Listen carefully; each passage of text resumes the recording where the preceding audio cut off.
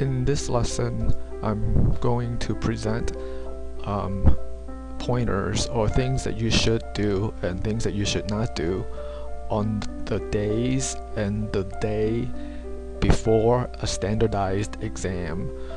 Standardized exams include the CATW, the CUNY Assessment Test in Writing, the ACT Reading, the SAT, the GRE, and other standardized exams.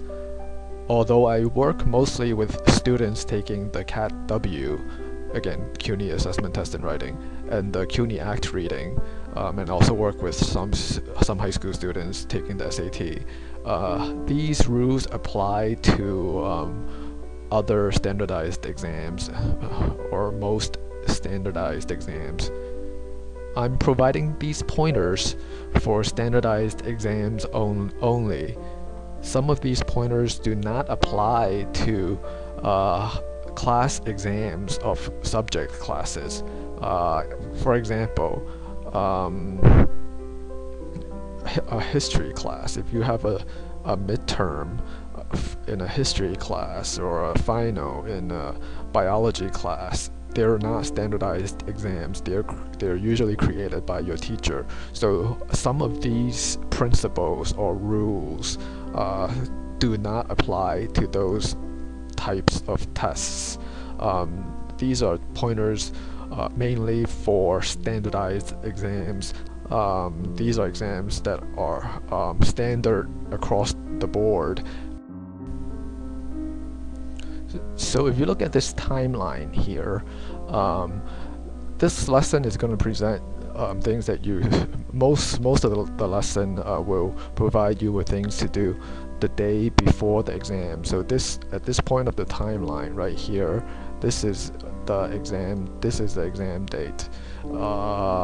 So I will present to you the things that you should do 24 hours in the 24-hour period before the exam. But first, I'm going to very quickly mention things that you should do in the months, weeks, and days leading up to the exam, and also very quickly mention things that you should do 2 days before the exam, which is this mark in the timeline, on the timeline.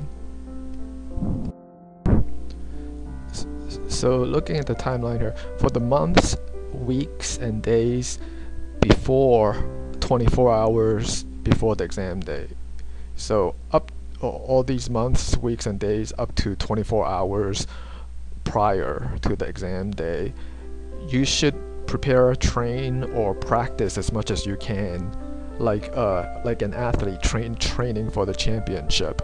I'm sure your professor or professors have provided you with different types of practices, writing practices, practices in generating ideas. If you're taking the CATW, the writing test, and you also find this. You also find practices on my website or my blog or my blog here. So pretty much practice as much as you can, train as much as you can, like an athlete training for a championship. You're training for your test. For the CATW exam,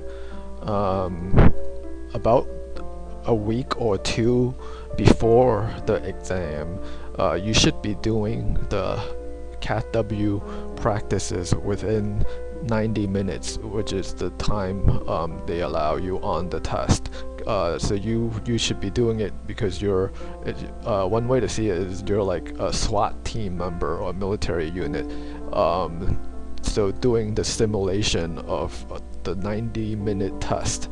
So about two weeks or so before, starting from 2 weeks or so before the exam, you should really be practicing within 90 minutes. And before 2 weeks, there are a bunch of other types of training you need to work on, and that would fall into other lessons. The different types of training can get complicated, and I won't be able to fit all that in this lesson. So 2 days before the test. It's just two very simple things. You should, one, prepare everything you need to bring for the test, as you should have you should find out from your professor whether it's, depending on the test you're taking, whether you need to bring pens or number 2 pencils, and definitely you need to bring a watch, and you should get the rules from your professor. Most tests do not allow you to use your cell phone as your watch, so you will have to have your cell phones off. So you need to have a traditional watch, and depending on the test you're taking, if it's a math test, you may need to bring a calculator, an approved calculator. So you have to find out what types of calculators they allow, if they allow calculators. Bring hard candy, whatever type of test you're taking. It's good to bring hard candy. I will explain this later. It's about keeping your brain fueled with sugar during the test, and bottled water, everything that you need to bring to the test.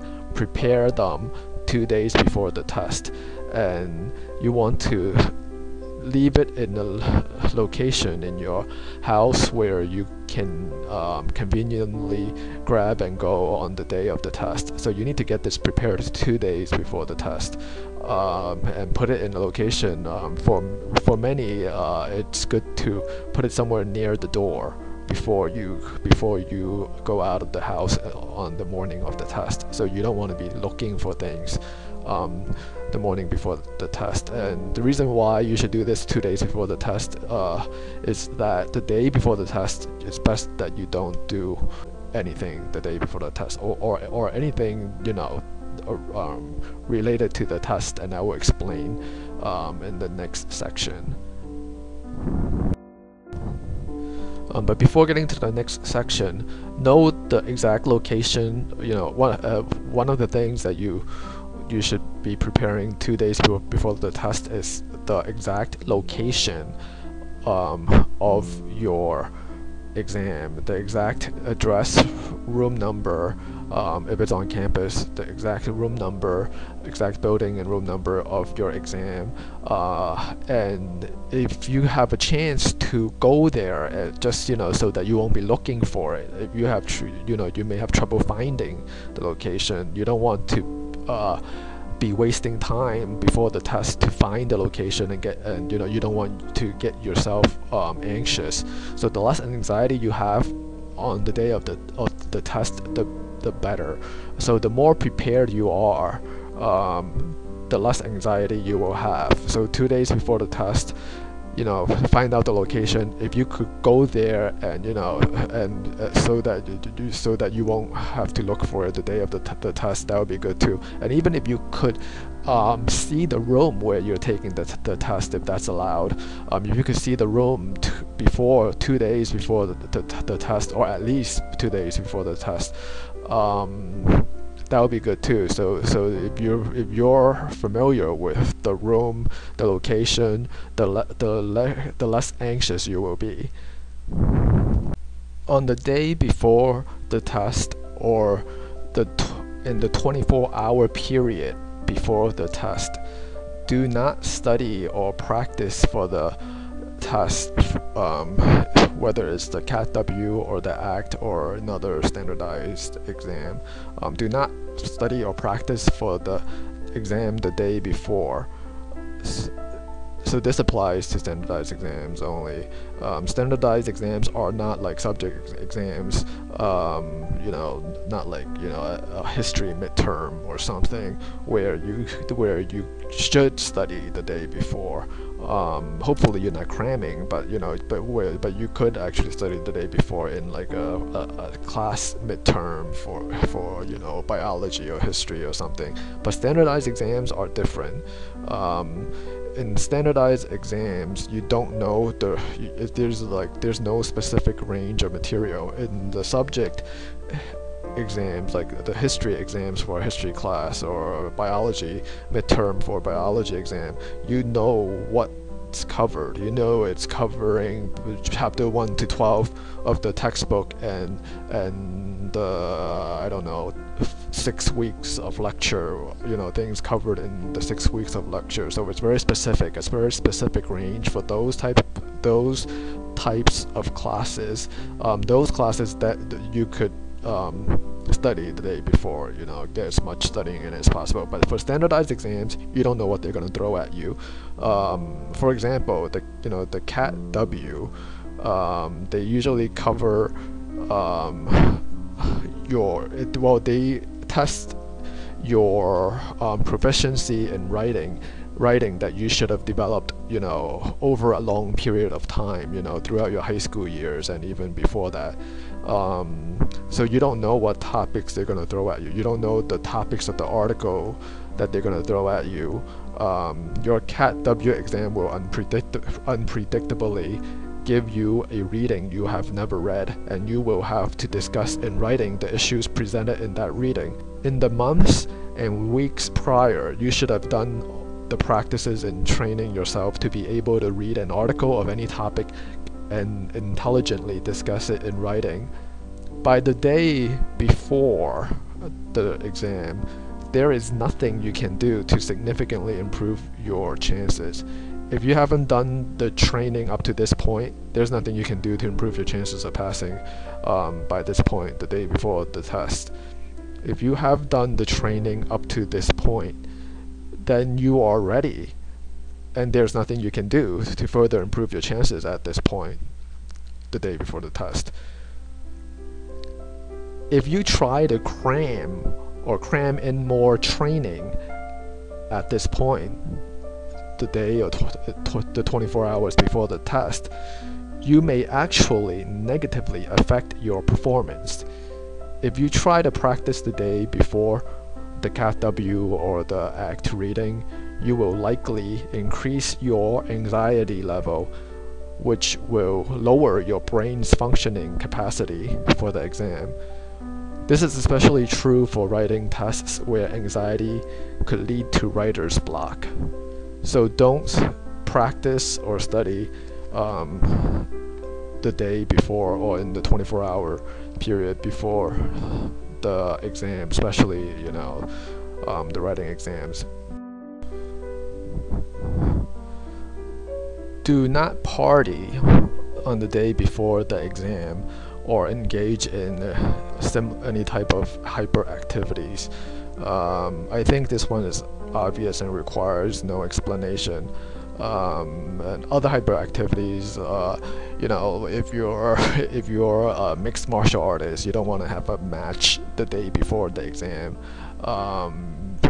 If you're another type of athlete, you don't want to have, you know, if you could help it, you don't want to have, you know, a championship game before the exam. You know, any type of hyperactivities before the exam or the day before the exam. You know, don't do any. If you're a drinker, don't do any heavy drinking the day before the exam. Plan to sleep enough hours the night before the exam.